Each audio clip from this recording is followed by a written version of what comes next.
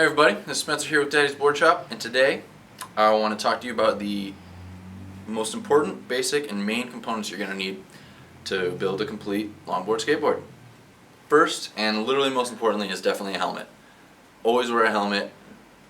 Head injuries are the worst thing in the world, and nobody likes them. I don't like them. We don't like them here at Daddy's. They're no good. So, with that being said, you're going to need a board. You're going to need a deck. Deck is, there's all different types of shapes and sizes. You got to find what is going to suit you and what appeals to you most and what will work best for the riding style that you are most interested in. Next, you're going to need trucks. Trucks will mount to the board and they are going to hold the wheels here on the axles. There's all different types of trucks. There's conventional trucks that you see on most skateboards. Reverse kingpin is what you're going to see on most longboard setups. They are the most stable, and they offer a great turning radius, a great feeling when you're riding. You can set them up for downhill free ride and all sorts of cool stuff. To actually get rolling, you're going to need some wheels. There's all different types of shapes and sizes and wheels. There's different types of urethane, different hardnesses. Some stuff's going to be better for downhill, some stuff's going to be better for free ride, and then there's just all around stuff that's going to be great for just commuting and cruising. To actually have those wheels roll, you're going to need some bearings. Bearings are going to fit inside of the core of the wheel.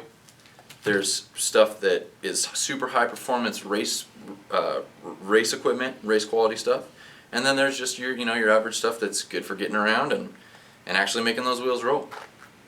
If you're going to be sliding a lot or doing anything at higher speeds, some spacers might be something you might be interested in. Bearing spacers go inside the wheel in the core between both bearings, and they're actually just going to relieve a lot of pressure and tension on your wheel and your bearing itself. So these, they're not 100% necessary, but they're always a great idea. To hold the whole thing together, you're going to need some hardware. There's all different types of sizes and different types of shapes as well. As far as the head of the hardware, there's pan head, countersink. Depending on how you're running your setup, if you're running some big risers, which we have here, if you're running some bigger risers, you might want some longer hardware. Otherwise, generally 1.25 inches is what you're going to be using with most longboard setups.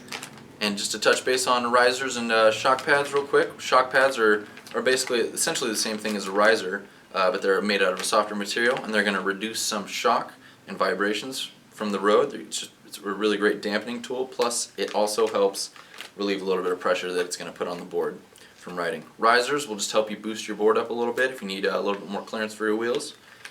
And yeah, these here are what make the longboarding world go round. You want these things, and you need them if you're going to set up a board. So take your time, look everything over, see what appeals most to you, pick out your board.